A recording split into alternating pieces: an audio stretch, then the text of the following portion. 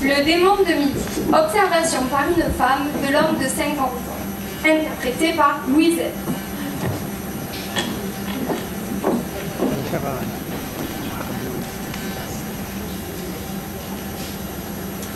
Assez souvent, on m'a demandé mon avis pour savoir à quel âge de leur terrible vie je trouve que les hommes sont les plus séduisants. Et j'ai toujours répondu, mais vers les 50 ans. Tout homme est un démon que son dévergondage fut un jour certes éjecté du paradis. Mais de tous ces démons, de tout temps, de tous âges, mon démon préféré, c'est le démon de midi. Je ne peux pas nier par là que le jeune homme possède la fraîcheur et le goût du jus de pomme. Mais, petit à petit, en prenant des années, ce jus devient alcool que l'on a raffiné. Et c'est vers 50 ans que l'alcool en question se trouve être fin prêt à la consommation. À ce moment précis, il a cette saveur, ce goût du vieux tonneau qui plaît aux connaisseurs.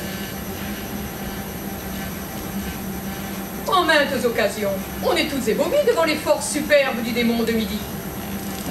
Tenez, vous avez vu chaque été sur les plages ces jeunes gens qui sont dans la fleur de leur âge. Ils jouent au volleyball, ils sautent, ils sont agiles. Or, sauter à 20 ans, ça n'est pas difficile. Et voilà tout à coup que le père de l'un d'eux, un homme de 50 ans, veut rentrer dans le jeu. Ce démon de midi, lui, il est formidable. Il démontre au blanc-bec ce dont il est capable. À l'avant, à l'arrière, il donne de la voix. Quand le ballon surgit, il crie « Laissez-le-moi » On le sent un peu contracté. Mais ça, c'est parce qu'il rentre ce qui dépasse de son estomac ou de son ventre. À cet âge-là, le champion fait souvent des efforts. Le ventre, il se le rentre, et le ballon, il sort.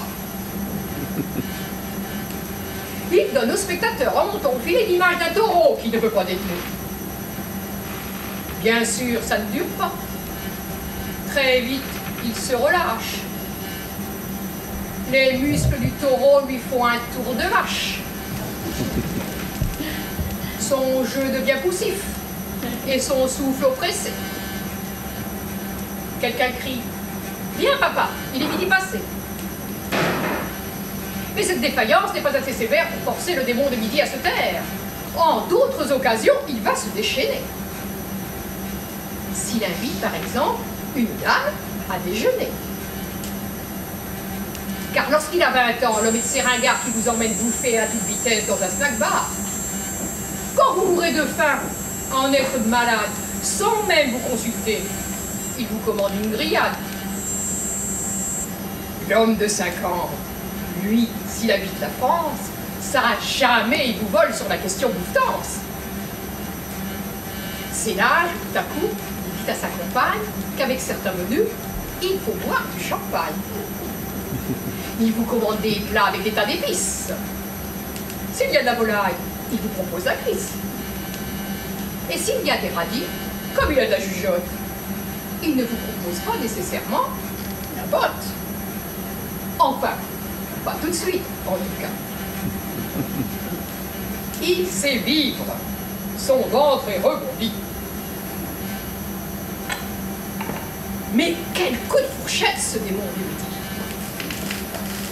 Bien sûr, quand on arrive aux crèmes pâtissières, on sent que quelquefois son foie fait des colères.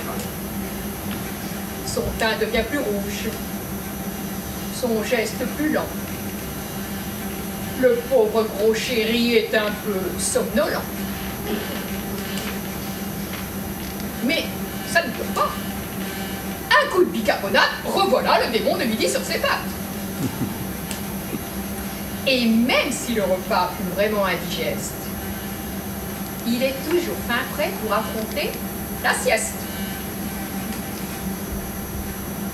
Comment ça, le reste? On a vécu, hein? C'est bien dans ce genre d'occasion que la différence d'âge rentre en compétition. Moi, vous savez, je suis un monceau d'innocence. Mais quelques oreillers m'ont fait des confidences. Et d'après ce qu'ils disent, il paraît qu'à 20 ans, l'homme se croit toujours aux 24 heures du monde. Il est fou de vitesse. Et de toute évidence, il veut surtout gagner la liste de performance. L'homme de 50, lui, apprécie la nature. Il prend son temps. Même pour enlever ses chaussures. Enlever ses chaussures, c'est d'ailleurs parfois pour un homme de son âge les coulisses de l'exploit. Et l'exploit par lui-même est a fortiori le fruit de l'expérience du démon de Midi.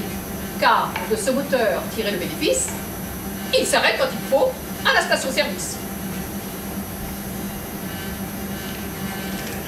Femmes qui m'écoutez, soyez donc raisonnables. Si vous avez en main ce modèle admirable, un homme d'un certain âge, superbe dans l'effort, ménagez-le, sinon vous auriez tort. Ne l'accablez jamais de passion trop avide, tant va la cruche à l'eau qu'à la fin, elle se vide. Souvenez-vous toujours, lorsque midi sonne, il est midi passé, et il n'y a peut-être plus personne. Sitôt qu'un homme est mûr, entourez-le d'égards, car le meilleur démon, c'est à midi moins le quart.